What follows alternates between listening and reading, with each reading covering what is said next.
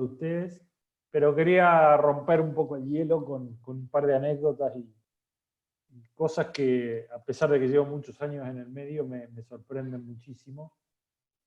Este, si mal no recuerdo, creo que es el autito que estaba probando Apple como auto autónomo. Allá por el año 2007 yo trabajaba en Motorola, en el Centro de Desarrollo de Motorola acá en Córdoba. Que bueno, muchos de los que participamos hoy en Simplix, también en Incluir, provienen de ese grupo. Motorola en esa época tenía uno de los negocios que tenía Motorola que nadie sabía que era de Motorola, porque su logo no estaba en ningún lado. Estaba en los celulares, estaba en la radio, estaba en los modems, en un montón de lugares. Pero Motorola era el que tenía el 70 al 80% del mercado mundial de electrónica para automóviles. Entre sus clientes estaba BMW, estaba Fiat, Ferrari, estaba Audi, había un montón de marcas. Y manejaba todo ese esquema. Recuerden también, o les cuento para aquellos que no lo sabían, que Motorola también tenía una empresa de semiconductores, una división de semiconductores, hacían chips, que luego fue vendido como un negocio, fue uno de los primeros negocios que Motorola vende, y fue un precursor en la fabricación de chips junto con Intel. En esa época, en el 2007, se vendía un BMW, el 700 y pico, que era lo más parecido a una lancha por el tamaño que tenía. Yo siempre digo que con ese auto a mí me separaban dos cosas: la ventana del vidrio, porque estaba en una agencia acá en el centro de Córdoba, y $70.000 más o menos lo que costaba. Ese bicho tenía algo así como 77 chips, de los cuales 7 eran el Motorola PowerPC, el chip de Motorola, que era el chip que tenían las Mac en esa época. Macintosh empezó con los primeros modelos con chip Motorola. Quiere decir que ese auto tenía un centro de cómputos de 7 Mac en red, más 70 chips haciendo un montón de otras cosas. Incluido el sistema de entretenimiento, pues ya tenía video, pasa DVD, todos los chiches. En esa época visité un centro de desarrollo de software de Motorola en Estados Unidos, cuyo principal negocio interno era proveer de software para ese negocio de Motorola. Después fue vendido y lo compró Continental, la empresa alemana que fabrica neumáticos. Si en ese momento alguien me hubiese dicho en esa visita que en 3, 4, 5 años iba a haber un auto autónomo andando solo, lo primero que yo hubiese pensado: tomó demasiado Fernet de un solo saque, esto es una exageración absoluta. Nadie de los que estaban ahí, estoy hablando de un centro de desarrollo de software de 400 personas, 500, imaginen el sector donde está Wind River hoy multiplicado por un montón, con laboratorios que no se podía acceder porque eran confidenciales, etcétera, etcétera. Nadie ni siquiera se soñaba con eso. Bueno, estoy hablando de 2007, 2012, y probablemente lo tenía listo bastante antes, porque si no lo hubiese lanzado en 2012, andaba un par de Toyota Prius dando vuelta por la calle con unos satélites más grandes que que se ve en la foto, que había desarrollado Google, como un primer paso con asistencia autónoma, pero ya hacía pruebas de conducción autónoma completa del vehículo, ¿sí? ¿Cómo habrá sido el paso del tiempo y estamos hablando de no hace tantos años, ¿no? ¿Cómo habrá sido ese impacto que Motorola hoy no existe?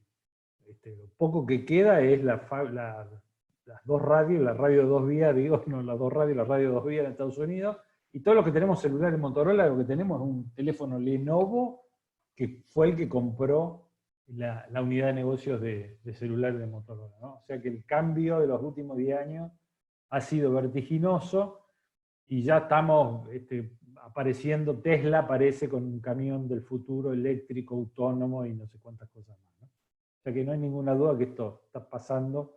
Y esta frase de Marc Andreessen fue, por ejemplo, el que desarrolló Netscape, que fue uno de los primeros navegadores, antes que existiera Chrome y compitiéndole a Windows, el famoso Netscape. Y puso en esa época, y dijo en un reportaje esta frase: "Software is eating the world", ¿no? Hace también más de 10 años se cumplió un aniversario de la permanencia de Ford Motor Argentina, de la fábrica de Ford, que vino el CEO de Ford a hacer un acto acá, y lo primero que dijo es, nosotros hoy somos una fábrica de software. ¿Sí? O sea que tiene un impacto, y va a seguir creciendo, obviamente.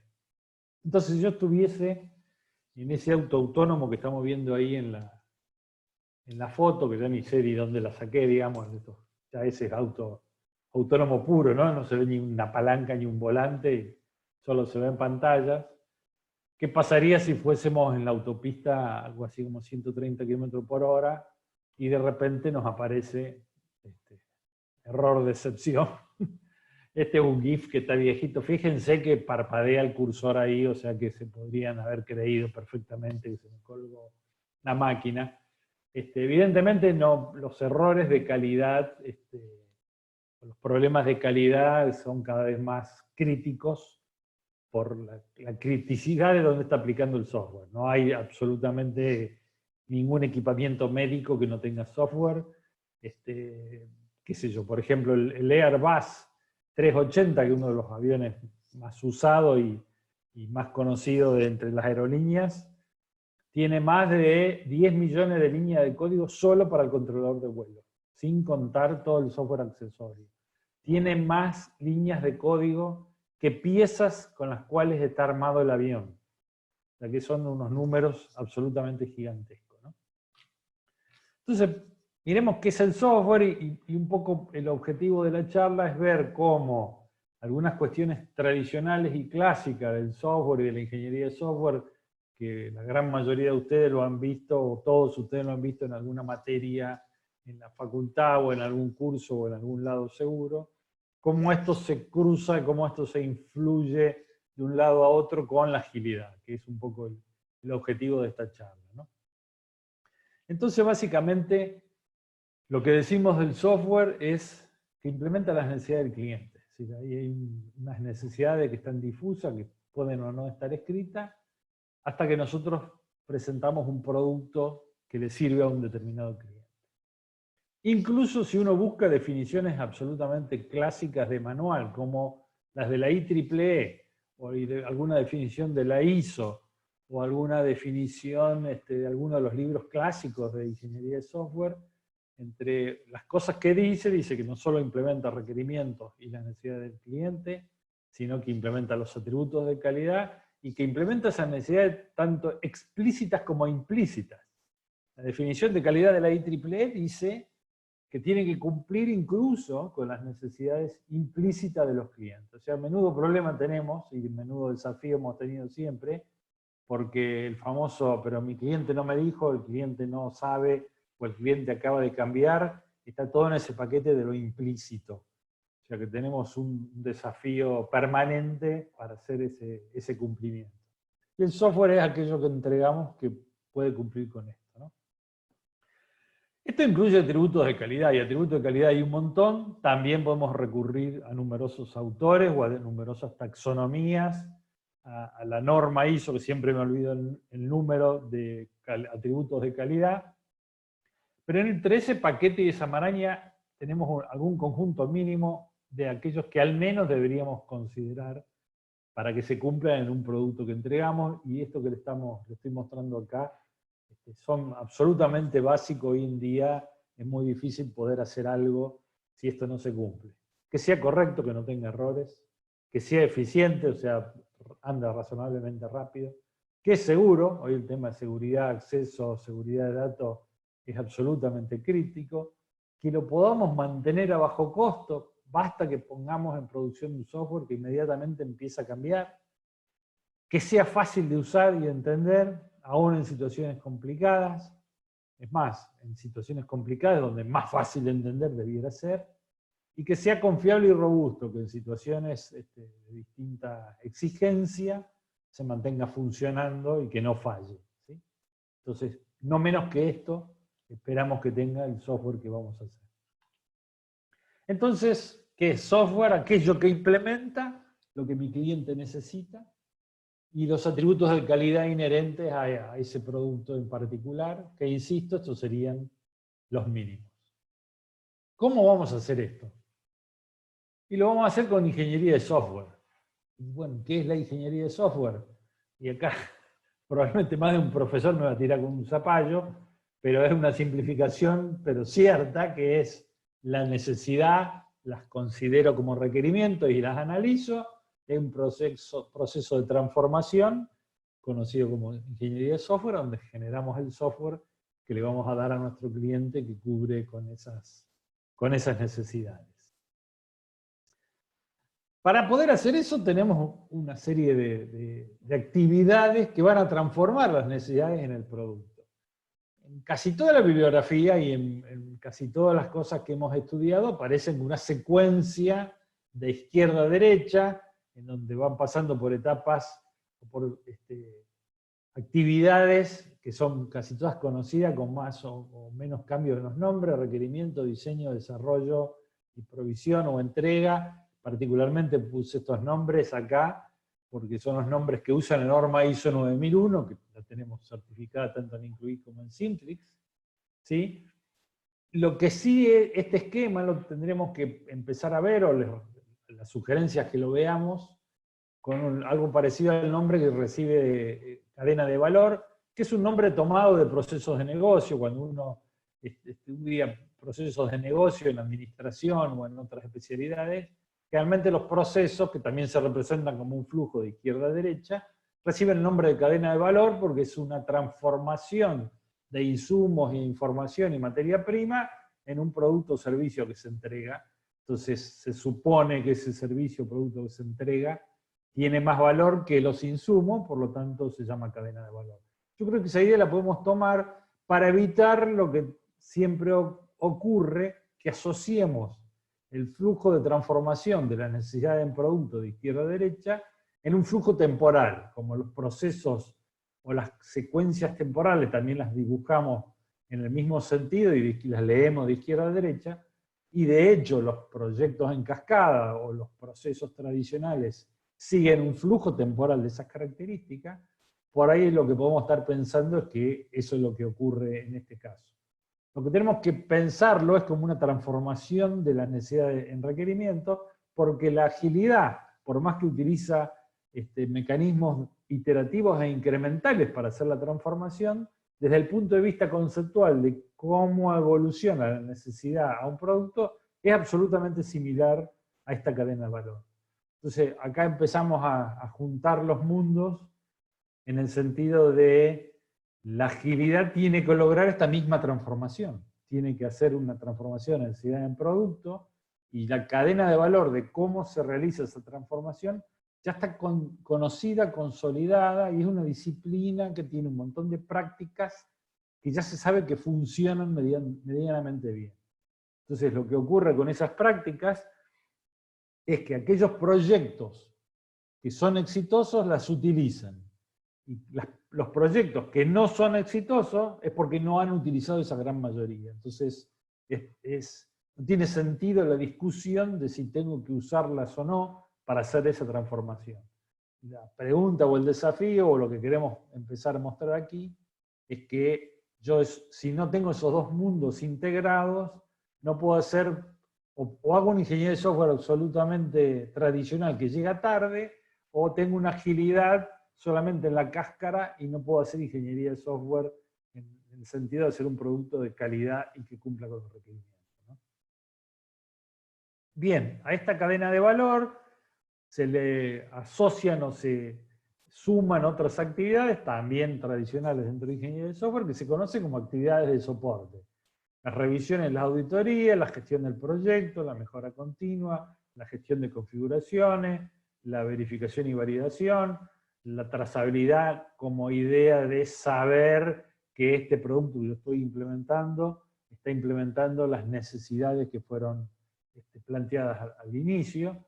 Y si bien esto es un esquema de cadena de valor de ingeniería de software absolutamente de manual, o sea, el cuerpo de conocimiento de ingeniería de software conocido como SUEBO, un libro como Somerville, un libro como el de Pressman, un libro como el de Sharif Leher, van a decir esto tal cual, como cadena de valor, pero no son términos que usualmente aparezcan cuando se habla de agilidad. Y a veces eso lleva a la confusión de por qué no aparecen, no tienen que hacerse, o que no le damos la importancia que se merecen, ¿no? Como si fuesen, y de hecho lo vamos a representar como dos ejes que están puestos a 45 grados uno del otro, y en realidad lo que vamos a ver es que uno se alimenta del otro y se potencian. Y para hacer realmente agilidad vamos a tener que trabajar fuertemente también esto.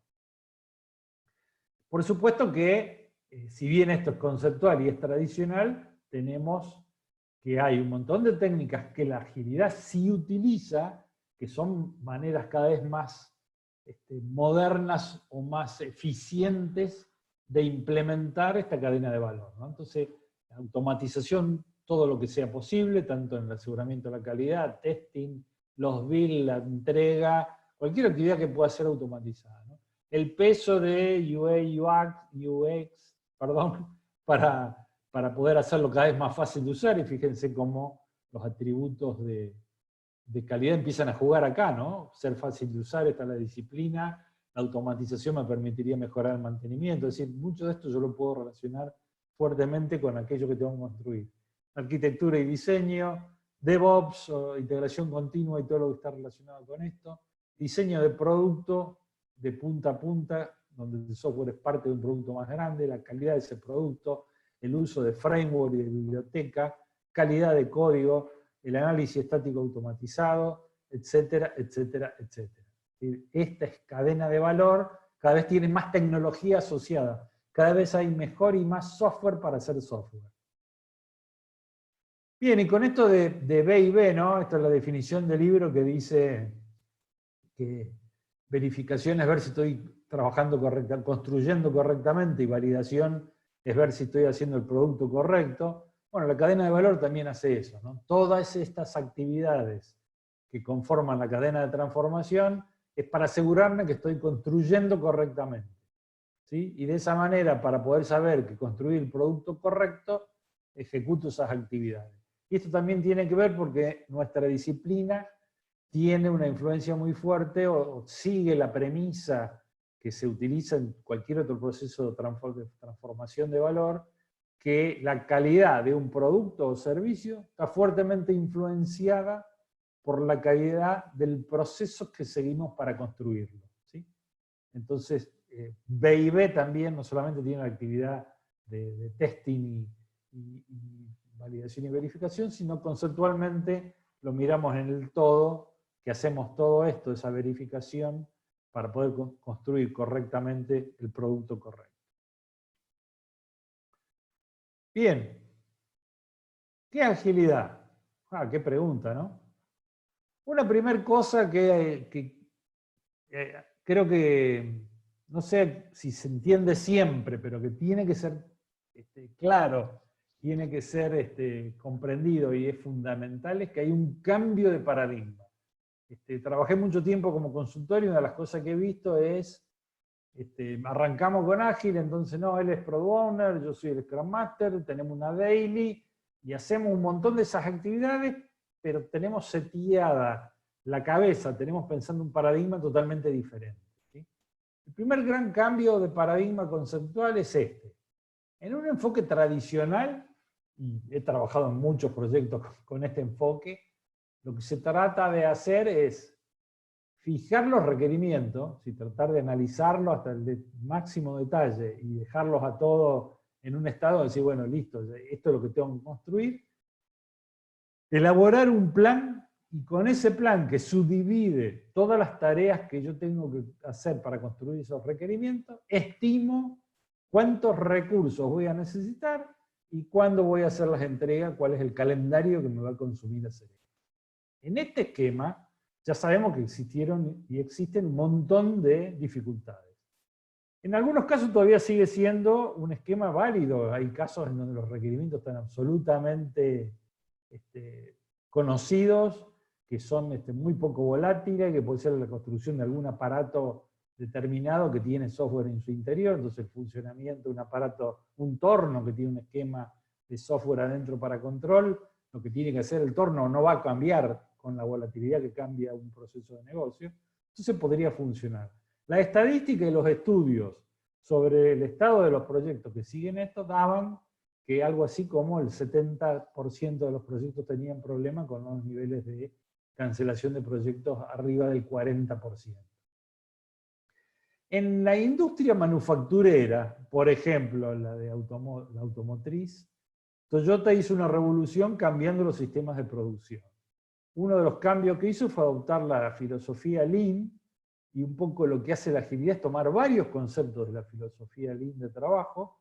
Es interesante, alguna vez me pasó la anécdota de estar en un curso en una empresa hablando y trabajando con Scrum y Kanban y contando cómo era el tablero, y uno de los que participaba me dice, uy, mi taller mecánico, me gusta mucho el reciclado de autos antiguos y la remodelación de coches, en el taller están usando esto, nos están copiando. No, el tablero Kanban de tareas proviene de la industria automotriz, precisamente. Somos nosotros los del software que tomamos esa idea. ¿Qué hizo esta gente? Dio vuelta el triángulo. Entonces, en vez de decir, che, si cuando yo fijo los requerimientos, armo un plan, me cambian los requerimientos, este triángulo deja de ser efectivo. Además, tengo problemas en la estimación porque los requerimientos son gigantescos. Llego tarde, me salen más recursos, me sale más caro de lo que yo había estimado, y esto no está funcionando bien. Alguien se planteó, tomando esta idea de Lean, ¿por qué no hacer al revés? Entonces, ¿qué sería al revés? Fijar la cantidad de recursos, fijar el calendario, y en vez de pensar en un plan detallado de cómo hacerlo, pensar cuál es el valor agregado al negocio y estimar qué soy capaz de construir. En la industria manufacturera, ¿esto cómo funciona? Y en las celdas de trabajo que tiene la fábrica, por ejemplo, hay una celda en una fábrica automotriz que hace, no sé, la caja de cambio, y este esquema sería tantos operarios en una semana, teniendo todas estas piezas y con este esquema de fabricación, son capaces de hacer 10 cajas de cambio por semana. Entonces esto me permite estimar, esto me permite predecir, esto me permite optimizar, esto me permite ver que si tengo algún problema se va a saltar enseguida y no tengo que esperar a fin de año, sino que yo a fin de semana ya voy a saber si estuvo funcionando alguna cosa que estuvimos pensando. Entonces alguien dijo, ¿por qué no hacemos lo mismo en el software? ¿Por qué no fijo aquello que son los recursos del calendario? Por eso el esquema que estamos usando en Scrum dice una celda o un equipo de tantas personas en una unidad calendario que es el sprint, basado en el valor que determinamos con el Product Owner de cuál es la importancia de aquello que tengo que construir, estimo cuántas cosas soy capaz de construir del software, qué funcionalidad puedo entregar, cuánto de ese producto puedo hacer. ¿Sí? Este fue el gran cambio.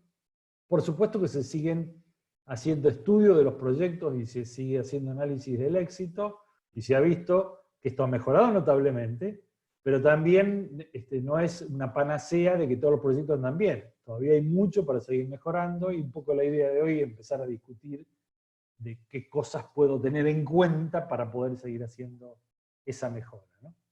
La gente que hace esta idea cambia el enfoque, y el famoso esquema en cascada, que era donde el project leader arma ese plan detallado y el project leader reparte el trabajo para hacer, y teníamos distintos roles. El cliente le cuenta al analista funcional, el analista funcional le contaba a un technical leader o un diseñador que hacía el diseño de la aplicación, le daba a los programadores lo que tenían que codificar, el programador entregaba código, lo testeaba, entregaban bugs, lo arreglaban hasta que estaba más o menos listo para entregar.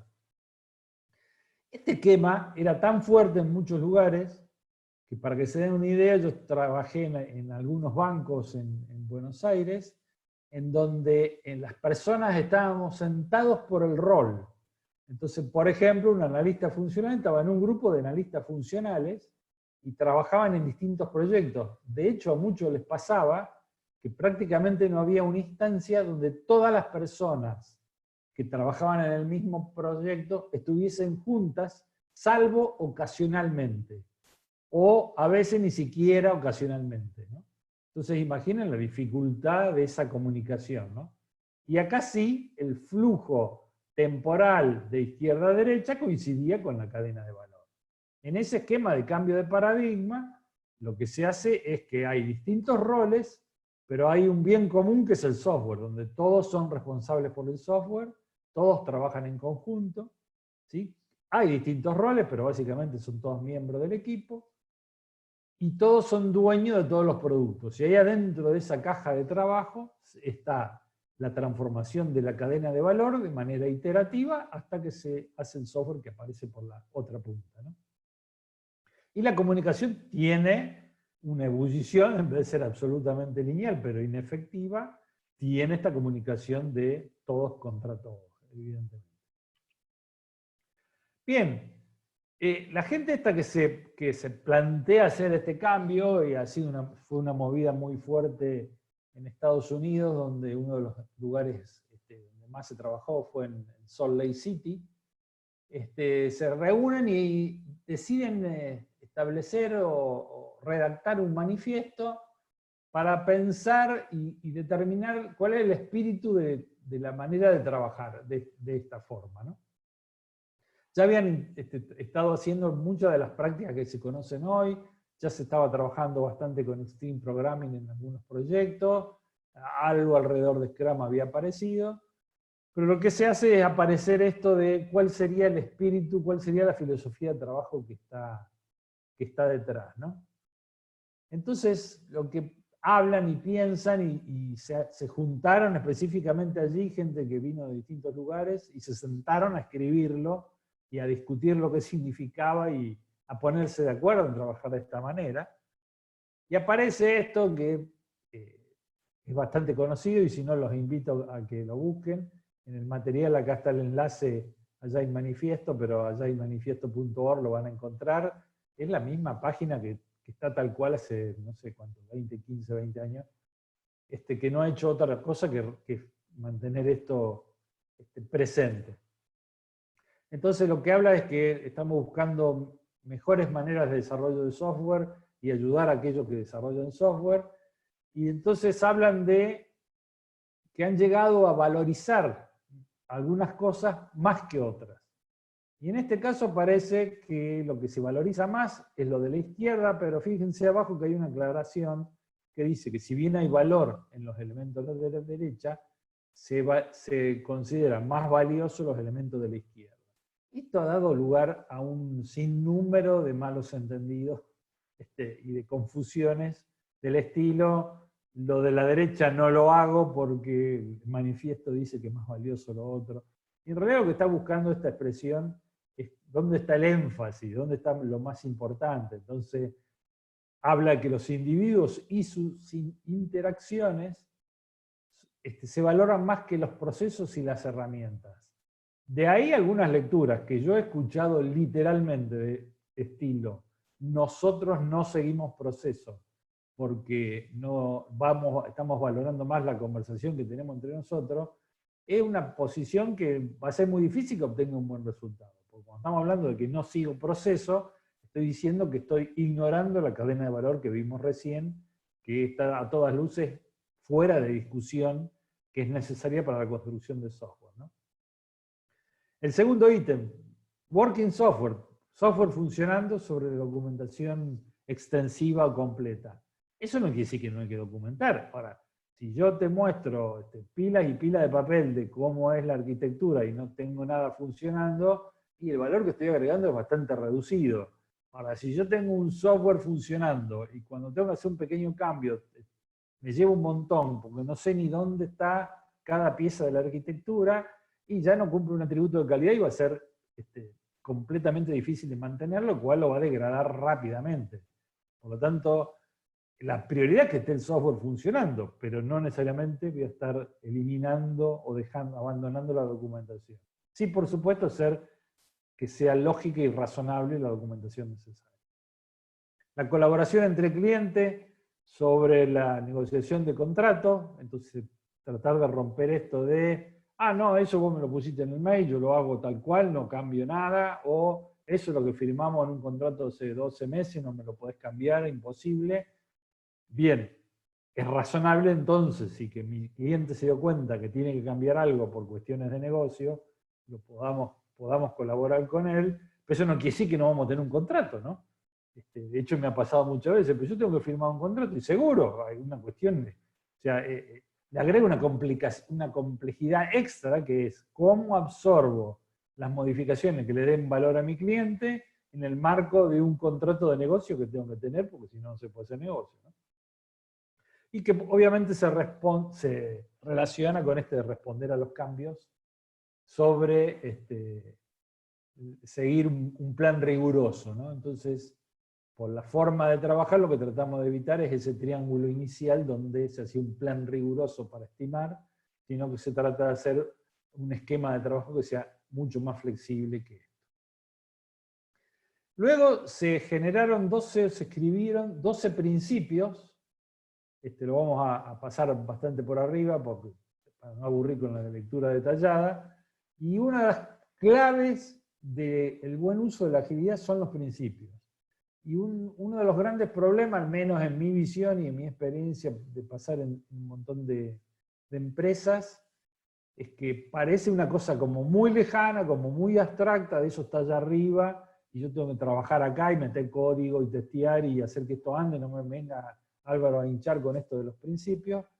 Pero resulta que para que la agilidad funcione hay que cumplirlo y hay que entender qué cosas de lo que yo hago en el día a día me permiten implementar esos principios y por qué lo estoy haciendo, ¿sí? Pasemos rápidamente por ello y después vamos a volver a entrar con una mirada más de ingeniería de software en cada uno de ellos. Nuestra primera prioridad es satisfacer al cliente, entregando software que provea valor. Entonces vamos a ir viendo qué significa proveer valor. Y esto está clarísimo y todo el mundo lo entendemos, y después escucho cosas como, no, tenemos ahí 20 bugs críticos, pero son un quilombo, lo postergamos después, no, esto no lo vamos a hacer. Entonces empiezo a tomar decisiones y a hacer cosas que afectan la entrega de valor. ¿Sí? Entonces tengo que ver cómo en el día a día yo puedo estar cumpliendo con esos principios. Los cambios y los requerimientos son bienvenidos. Y esto siempre produce un conflicto en el sentido, pues ya me dijiste que haga esto, me lo pongo a hacer y ahora me vení con que cree otra cosa. Eso va a pasar siempre, inexorablemente. Basta que yo empiece a construir software, que lo entrego a mi cliente y a mi cliente le sirve para que la percepción de lo que tenía cambie. Porque cambia la forma que está viendo el negocio, porque empieza a ver cosas que antes no había visto, porque la discusión inicial es sobre algo que se imagina pero no ve andando, porque por más que eso que se imagina sea parecido a algo que tiene otro, es distinto cuando empieza a usarse en mi propio ámbito. Otro principio, entregar software en ventanas cortas de tiempo. Vuelvo a la caja de cambio. Hacemos 10 cajas de cambio por semana, ¿sí? Entonces, si tengo que hacer 100 cajas de cambio, son 100 semanas. Si yo eso lo llevo en términos de cuántas cajas de cambio hago en el año y planifico para todo un año, cuando me doy cuenta que estoy desviado ya es demasiado tarde y perdí el año. Digamos. Esta es la idea que está metido en este principio. Trabajamos juntos con las personas de negocio y los desarrolladores. Esta es la figura del Product Owner del Scrum. Otra cosa interesante, que no está en esta presentación y necesitaría un doble clic, es que si alguno de estos principios los miramos con la mirada de ingeniería de software, esto de cómo se relaciona con aquellas cosas clásicas que vimos en la disciplina o que hemos leído, vamos a encontrar rápidamente que está lleno de antecedentes, de paper y de situaciones donde dice que esto es lo que hay que hacer. ¿Sí?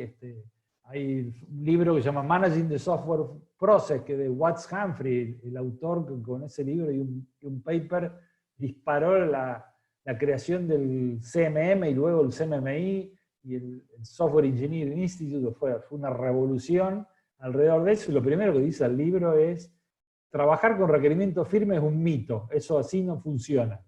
Está hablando de nuestro primer triángulo. Es probable que tengamos una cobertura 100% de todo esto que estamos viendo, que en teoría es nuevo porque vino con la agilidad, en la bibliografía tradicional. Esto de trabajar junto con el cliente, hay un montón de libros, uno de Steve McConnell que habla de los classic mistakes, que es del año 90 el libro más o menos, que dice, si no trabajas junto al lado con el cliente, no hay forma de que la cosa funcione, ¿sí? Ahora, ¿cuál es lo novedoso en esto? Para mí el cambio de paradigma, dar vuelta a ese triángulo y hacer que con un grupo de personas fijo y en una ventana de tiempo fijo estimo aquello que soy capaz de construir, Y el otro cambio es que junto todos estos principios en una caja, tipo caja de herramientas, y te dicen, mira, la caja de herramientas es esta y se tiene que usar de esta manera. Una de las esta maneras es Scrum, que es el que usamos nosotros. ¿Sí? Pero no es que inventaron absolutamente todo. Lo que dijeron es algo así como, che, no es eficiente la forma que implementamos la cadena de valor de ingeniería de software. ¿Cuál sería una manera mucho más eficiente de hacerlo? Y ahí aparece esto de la agilidad, ¿no? Otro principio, construir proyectos alrededor de personas motivadas. Esto creo que es anterior a la ingeniería de software, ¿no? Esto viene obviamente de mucho antes, pero en los esquemas tradicionales de cascada, en ese chorizo de comunicación que yo les decía, era muy difícil mantener la motivación. Por eso muchos de estos esquemas de trabajo lo que trata de hacer es al menos sacar los elementos que no son motivadores o son desmotivadores, ¿no? La mejor forma de comunicarse es la conversación cara a cara. Entonces imagínense en ese ámbito que yo les contaba, donde los analistas estaban todos sentados juntos y ninguno entre sí trabajaba, o sea, vos conversabas todo el día con gente que no era de tu proyecto. Es bastante fácil darse cuenta que los resultados eran difíciles de obtener, ¿no? La medida de progreso es el software andando.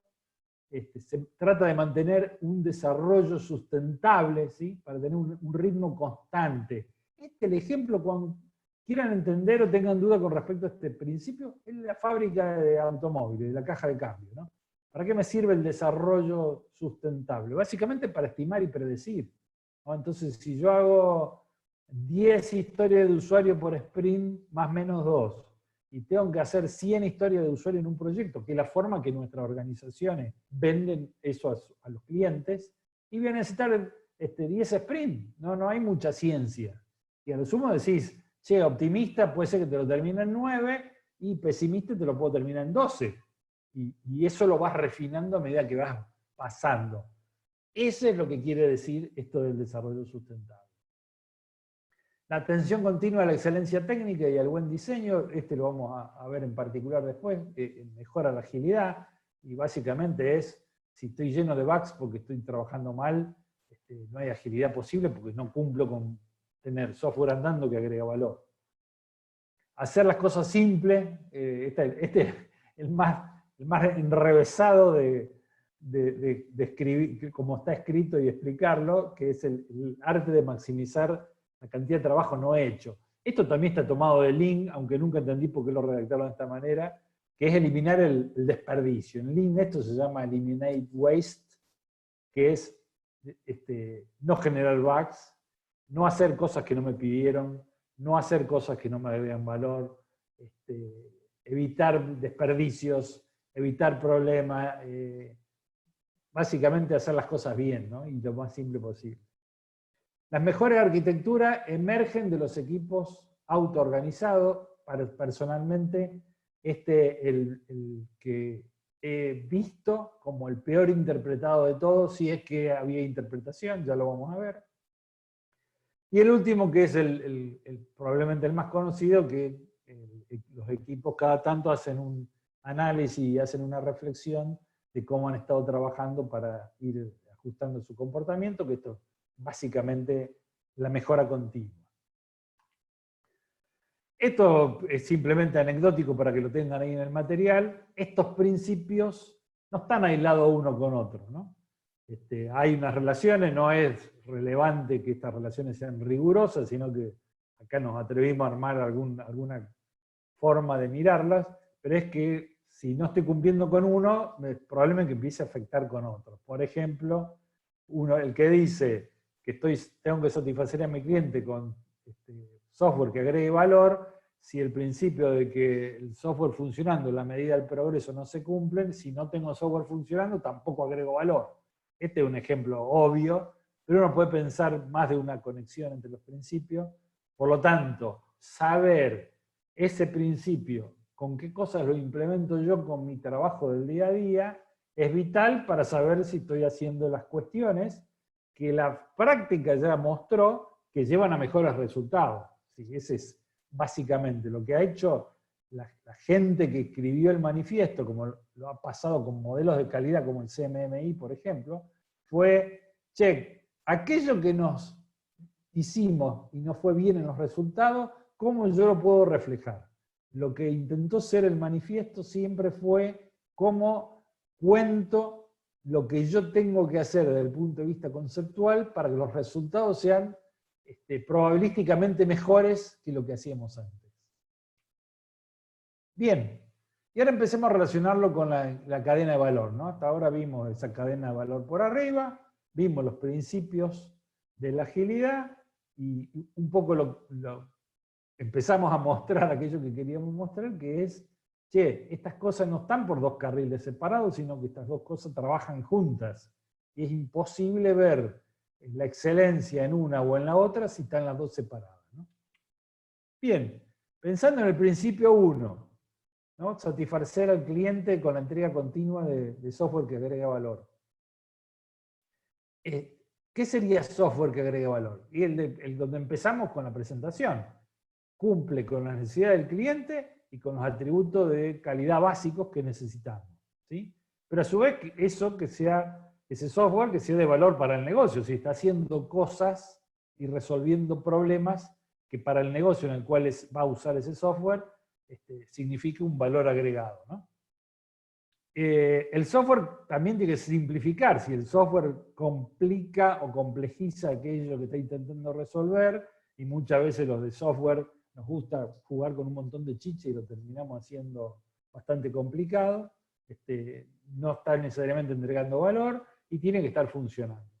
Acá en alguna época también en estos trabajos de bancos que hice, uno de ellos fue en Banco Río, que fue no me acuerdo si fue el primero o uno de los primeros home banking que hubo, y después obviamente el Río se transformó en el Banco Santander, y en una de las primeras pruebas, de hecho, ¿cómo habrá sido de los primeros que el software era un software que había que instalarse en la PC, que trabajaba conectado por internet contra un servidor en el banco, pero todavía no estaba usando el browser?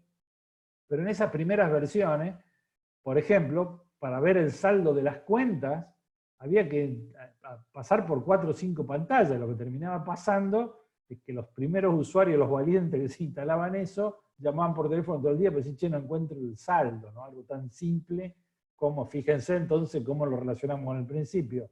La necesidad del cliente no estaba cubierta, que lo más obvio era preguntar por el saldo, el famoso UX, UI, la facilidad de uso, no estaba ni siquiera pensada, y todo estaba pensado en términos de dónde estaba el logo, qué lindo que era, pero no funcionaba. De hecho, todos los que tienen cuenta de Santander vieron que uno arranca el home banking y tiene un tablerito arriba que está el saldo de la cuenta, la información básica. Esa idea viene de esa época, con distintos formatos, y fue evolucionando. Y decir, bueno, che, ¿cuáles son las 3 o 4 cosas básicas que querés saber ni bien te conectás, ¿no? Por lo tanto, esto sería satisfacer al cliente entregando valor, ¿no? El principio número 2, esto de aprovechar los cambios del cliente para darle una ventaja competitiva. Y casi siempre la reacción es, ¿otra vez va a cambiar esto? No, pero lo que pasa es que desarrollo de software es un proceso de aprendizaje. Ni bien empiezo a entregar software que agrega valor, la percepción, tanto de mi cliente como del negocio, como la nuestra, cambia. La nuestra, ¿por qué cambia? Porque yo estoy viendo andar algo que supuse que iba a andar. Y a veces no anda como yo supuse, a veces que alguna de las partes no es eficiente. O sea, todo ese proceso de aprendizaje nos pone en otro lugar. Y el cambio va a ocurrir más temprano que tarde. Es más, yo diría que hasta sería sospechoso un proyecto que pasa por un montón de sprints casi sin cambio. Tendría que ser un software de volatilidad casi nula que implemente, no sé, algo que funcione de acuerdo a ciertas ecuaciones que no van a tener ningún cambio. Capaz que convenga hacerlo en cascada, ¿no? El número 7, y se puede hacer con todos, elegimos algunos para lo que sean más visibles, esto de la cadena de valor, ¿no es cierto? Ahí se me saltea el 8, el 7. Que el software funcionando la unidad primaria de progreso es la principal. Y obviamente, digamos, lo que tengo que entregar al final de la cadena de valor es software que cumple los requerimientos, que cumple con los atributos de calidad, que es correcto, que no tiene bugs, que es fácil de usar. O sea, que vamos avanzando, entregando software que agrega valor a los clientes. ¿Sí? No avanzo en términos de se cumplió la etapa tal, está listo el documento tal, hicimos la transición esta. No, vamos haciendo evolución de software que funciona. Bien, el principio 8, que era este de promover el desarrollo sustentable a través de un ritmo constante, básicamente esto es poder predecir.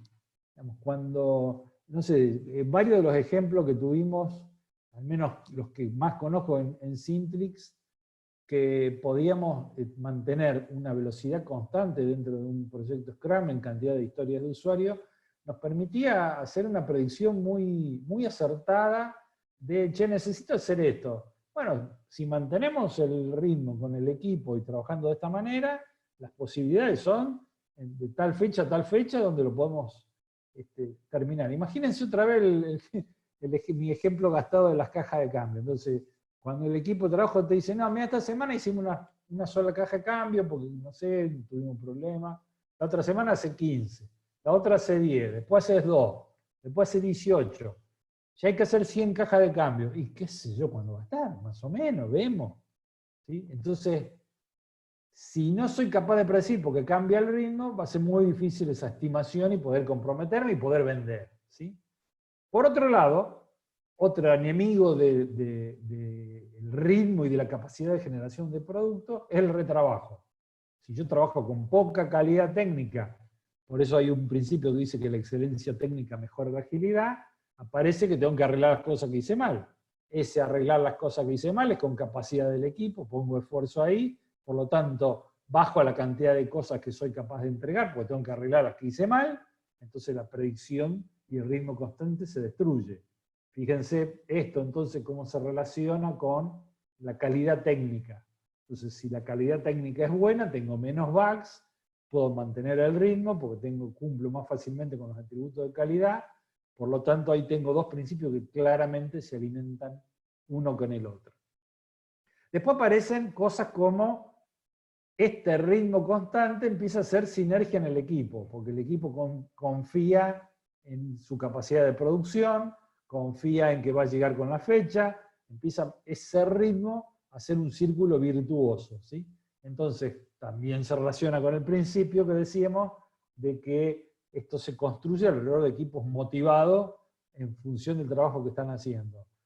Si estamos con una imposibilidad técnica de mantener el ritmo por deficiencias en la calidad, iba a ser muy difícil que el equipo esté motivado, ¿no? Esto sería, fíjense que en proyectos con dificultades, en las estadísticas tradicionales que hay en la bibliografía, dicen que algo así como un 40, 50, 60% del proyecto se consume en retrabajo. Eso significa corregir cosas que hicimos mal. Llevémoslo a algo más cotidiano. El 50% de retrabajo es la mitad del día la dedico para trabajar, para arreglar cosas que ya hicimos, pero las hicimos mal. ¿Qué motivación puede tener esto, ¿no? A la mañana, cuando estoy en el espejo, lavándome los dientes, digo, uy, buenísimo este día, y hasta toda la tarde arreglando cosas que hicimos mal. No hay forma de mantener la motivación, ¿no?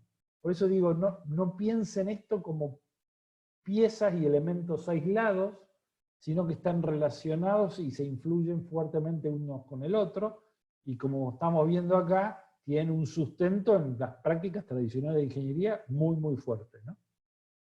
Y obviamente esto, trabajar en función de la capacidad.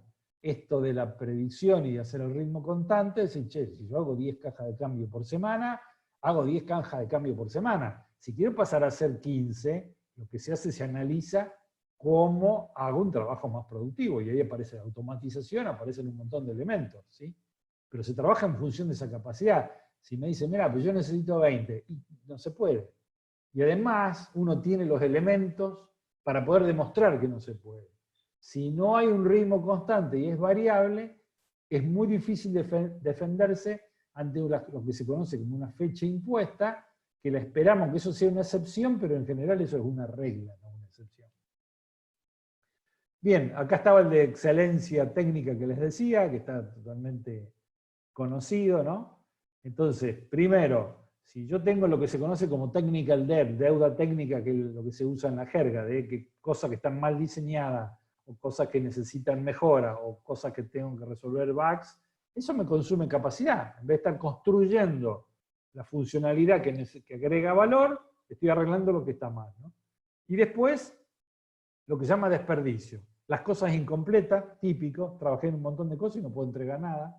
Los extra features, o sea, la funcionalidad extra, que nos pareció interesante o que el Product Owner no estaba conforme, o el task switching, hago un poco de cada cosa saltando, los defectos, etcétera, etcétera. Aquello que no agrega valor los tengo que tratar de evitar, ¿no? Y la otra cuestión de la excelencia técnica es que, y esto se puede pensar por la teoría del sistema, el software es asimilable a un sistema, el comportamiento del software está determinado por la arquitectura y el diseño. Entonces, si yo no hago arquitectura y no hago diseño, igual va a tener un comportamiento, pero el comportamiento va a salir de code and fix, de prueba y error, y arreglarlo por fuerza bruta, hasta que en un momento tiene un cierto comportamiento. Sin arquitectura y sin diseño, es muy difícil prever el tipo de comportamiento que yo voy a querer. Y me va a costar mucho más trabajo hacerlo por prueba y error, ¿sí? Entonces, el comportamiento, que es lo que me va a dar el working software, que me va a dar el valor al cliente, lo tengo que generar desde la arquitectura y el diseño, y entro otra vez en la cadena de valor, como práctica de ingeniería. Que eso sea incremental, que eso sea iterativo, es por la naturaleza ágil. No quiere decir que eso no lo esté haciendo. Bien, y el otro principio que se relaciona con esto es el de que las mejores arquitecturas, requerimientos y diseño emergen de los equipos autoorganizados.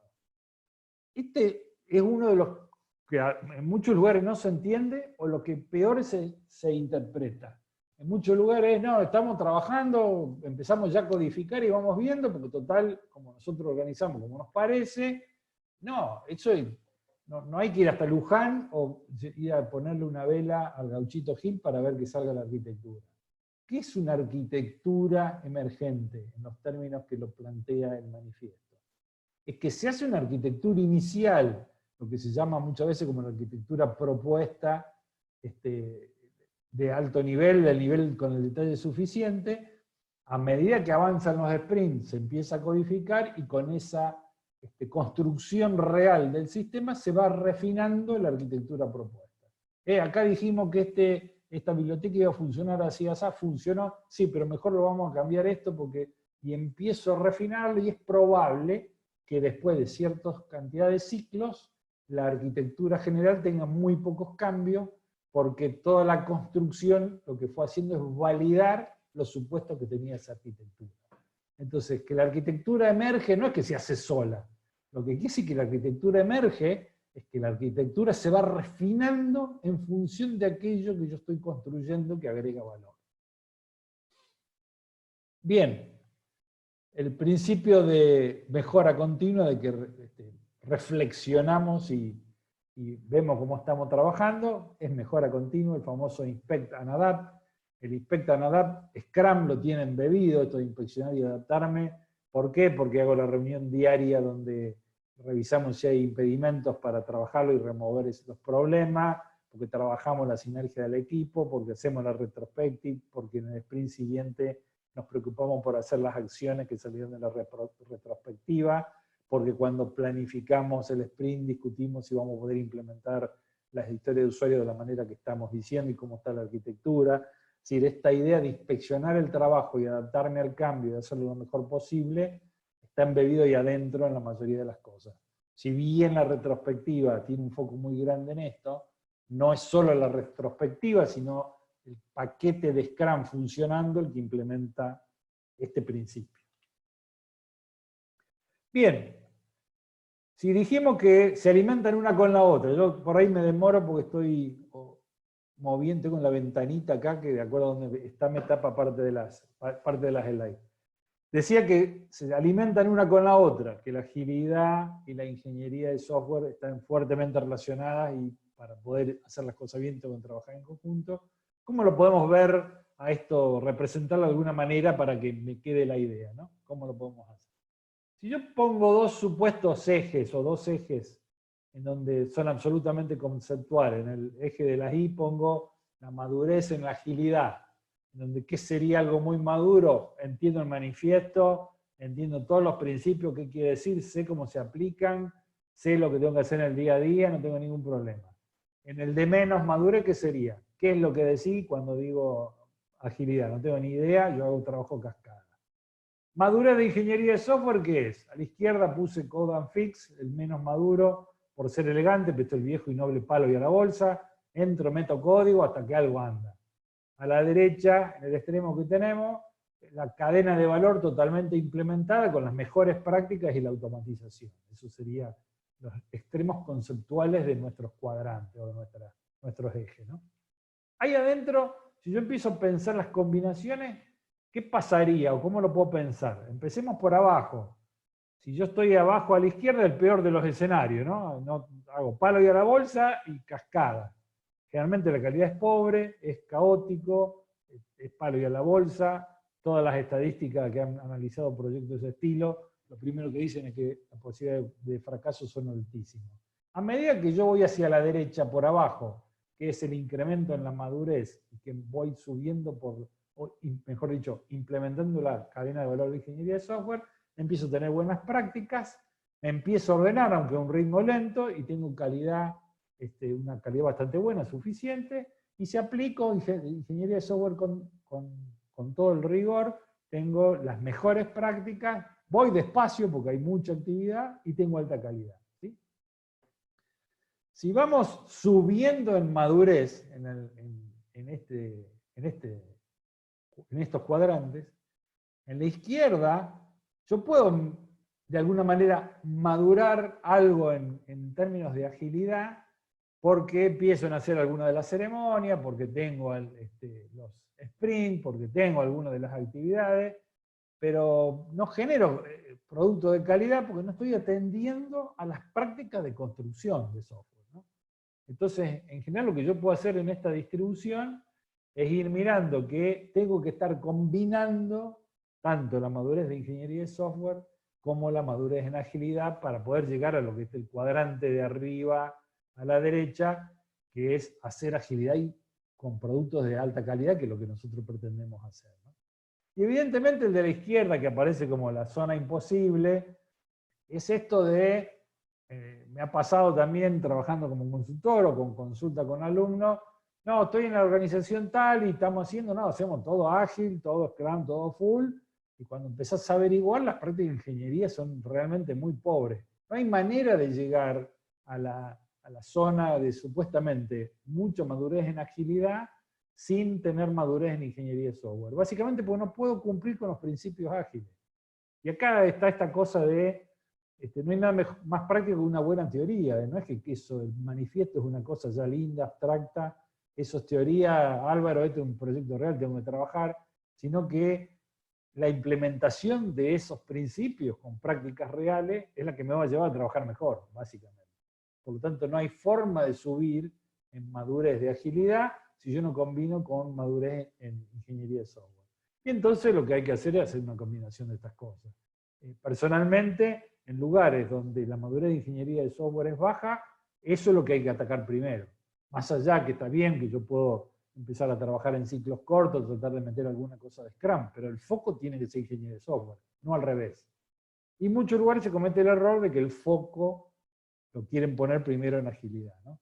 Y aparecen cosas de, no, bueno, nosotros hacemos un poco de agilidad, un poquitín de Scrum, tenemos un Scrum distinto como lo hacemos nosotros.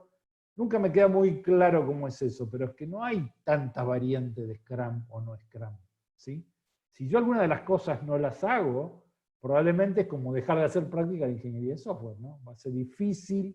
En realidad lo que ocurre es, siguiendo el razonamiento, que la calidad del producto o servicio es directamente proporcional a la calidad del proceso que sigo para construirlo, la probabilidad, que el producto sea bueno, empieza a bajar, porque el proceso que sigo no es bueno.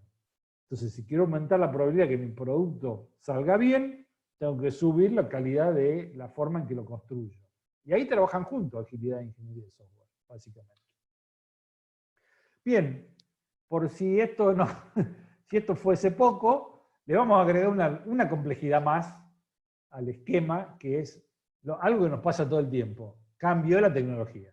Veamos cómo eso se puede meter en una nueva dimensión, que es absolutamente conceptual para tratar de entenderlo, que sería, si a los dos ejes que teníamos antes, de X y Y, con madurez en agilidad y madurez en ingeniería de software, le agregamos un eje de tecnología, un eje Z, en donde madurez de tecnología, la tecnología inmadura, que sería absolutamente nueva, no sabemos ni cómo se usa y si va a funcionar bien, y en el extremo una tecnología madura, que sabemos cómo usarla, cómo sacarle mejor provecho, y es lo mejor que tenemos en este momento, ¿no?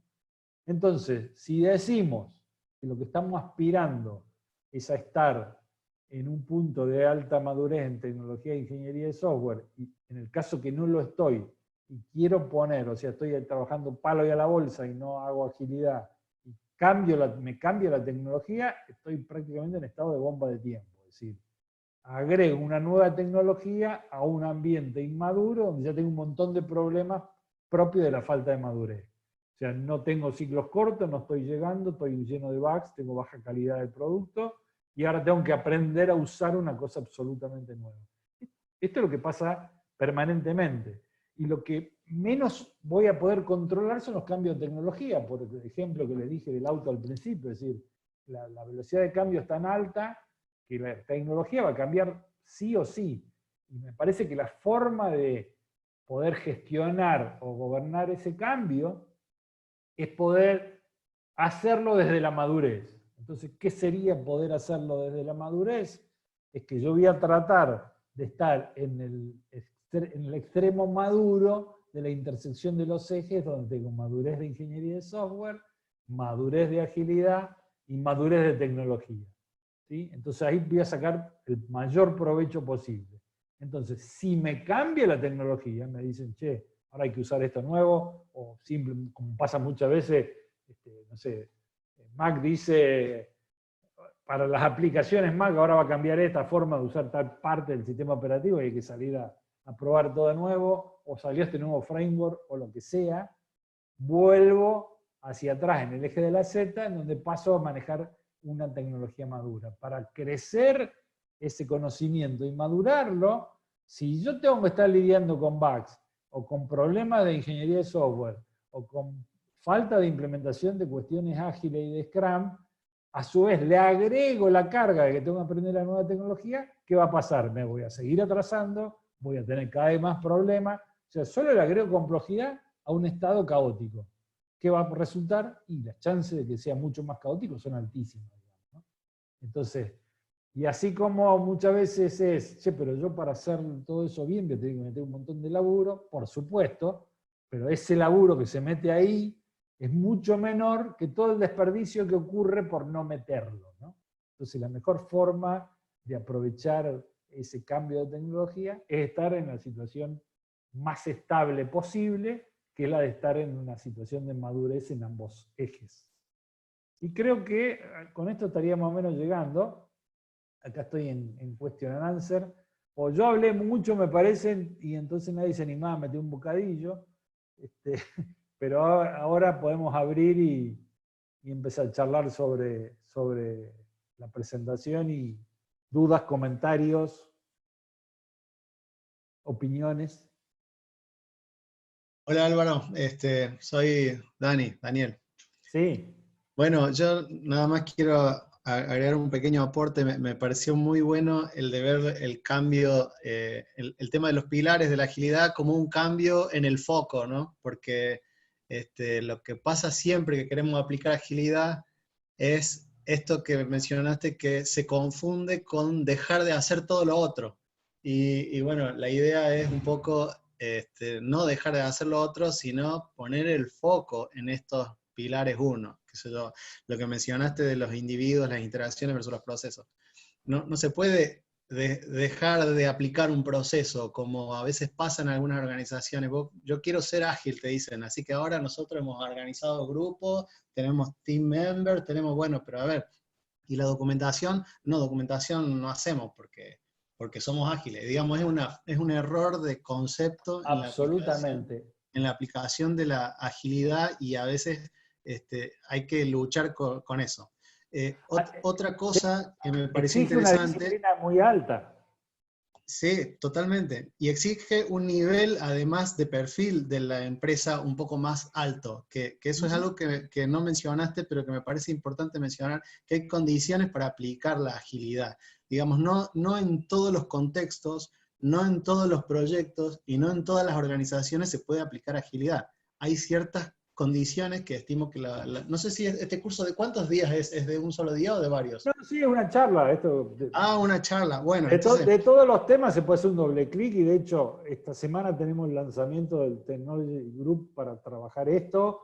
Sí, sí, sí. Yo ya me anoté en el Technology. Bien, buenísimo. Ahí adentro Quería, podemos hacer el doble clic ese que decís vos. sí, esto de las condiciones a mí me parece importante porque a veces cuando vas a un cliente o en un proyecto, te dicen, este proyecto lo tenemos que hacer ágil. Bueno, y a ver, contame las características del proyecto. Bueno, esto tiene que estar listo para tal día, tiene que estar en tal fecha, y a ver, ¿y cuál es el equipo? Y tengo todo este equipo junior que vamos a hacer. Bueno, no, pará. Entonces tenemos ciertas condiciones para aplicar agilidad en donde los perfiles se tienen que poder autogestionar, que si hay un tiempo fijado de implementación, nos conviene definir los requerimientos al comienzo en vez de establecer un backlog completamente libre. Es decir, hay una serie de condiciones que son las que nos permiten definir si nos conviene aplicar completamente un framework ágil o mejor poner el foco en el proceso de ingeniería que vas a necesitar para llegar a la fecha que tenés que cumplir. Bueno, ese es un tema que da en realidad para una charla más extensa.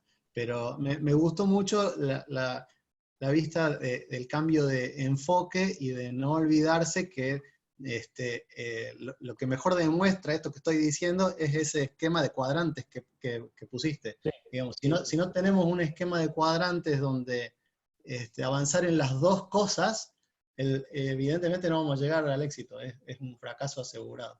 Mira, lo que decía además está muy emparentado con estos. Incluso son cosas que conceptualmente en lo cotidiano también nos meten ruido muchas veces. Esto del equipo autoorganizado. Esto sería, che, entre Incluit y Sintri vamos a hacer un equipo de fútbol para jugar en la Liga Cordobesa. Al arco, che, voy yo, que tengo 60 plus y nunca jugué de arquero, pero como somos autoorganizados, yo soy el arquero titular. Exactamente. No vamos a ganar ningún partido. Yo estuve en una capacitación en Buenos Aires también de agilidad, que fuimos con un equipo de Incluid, y me acuerdo en esa capacitación se dijo, no, el equipo va a decidir si esto lo hace o no, ¿entendés? Y entonces yo me paré y dije, bueno, pero está bien, yo entiendo la autoorganización, pero hay cosas que no podés dejar libre de decidir si lo hago o no. Vamos a decidir si hacemos documentación de tal. No, la documentación la tenés que hacer. Lo que podés decidir es hasta qué nivel de documentación vas a requerir, pero no podés decir, como somos autoorganizados, no vamos a hacer caso de prueba. No Mirá, podés decir eso. Hay una cuestión contraintuitiva que suele asociarse a que la disciplina coarta la creatividad, ¿no? Esto de, no, mirá, hacer software es creativo. Bueno, pensemos en las cosas más creativas. ¿A quién no le gusta una buena banda de música o ir a un recital? Entonces, como yo soy creativo y la disciplina coarta mi creatividad, yo a partir de mañana voy a tocar la guitarra que nunca toqué con los dientes. ¿Por qué? Porque se me canta así. A mí, exacto, porque no. soy autoorganizado. Claro.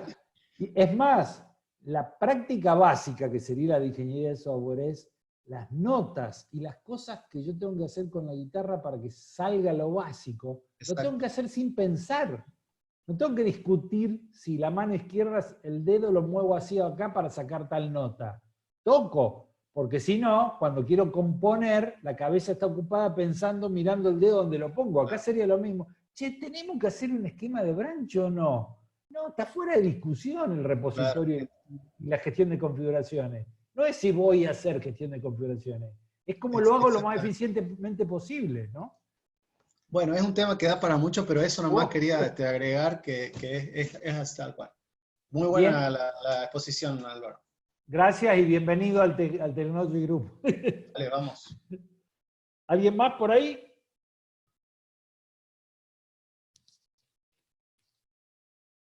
Vamos, algunas opiniones. Diego.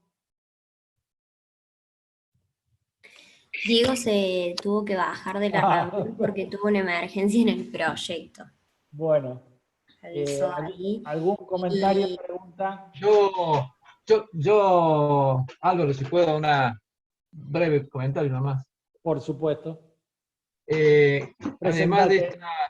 esta, Miguel Insaurralde, yo soy un tanto nuevo en el barrio, hace un mes y pico que entré, pero he trabajado hace muchos años con los sospechosos de siempre, que me los vuelvo a encontrar en Syntex. He trabajado en Motorola, así que bueno, también he tenido la suerte de experimentar el cambio desde adentro, de un modelo cascada muy arraigado en la organización, a todos estos aprendizajes que nos generó la agilidad. Yo lo que quería agregar, me parece súper acertado el comentario de Diego, ¿era? No, ¿cómo se llamaba el que habló antes? Daniel. Daniel. El comentario de Daniel sobre las capacidades del equipo y de la organización en la que va a trabajar también, poder decidir y tener claro quién decide qué.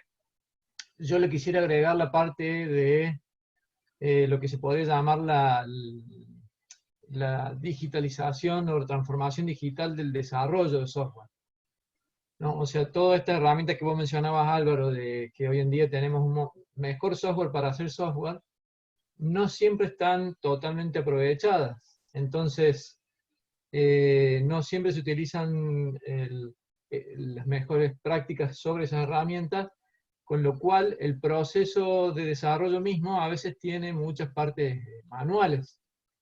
Por ejemplo, decidir qué impacto tendría un cambio si tenemos una buena suite de casos de prueba y unit test, sería mucho más fácil de determinar que si no lo tenemos.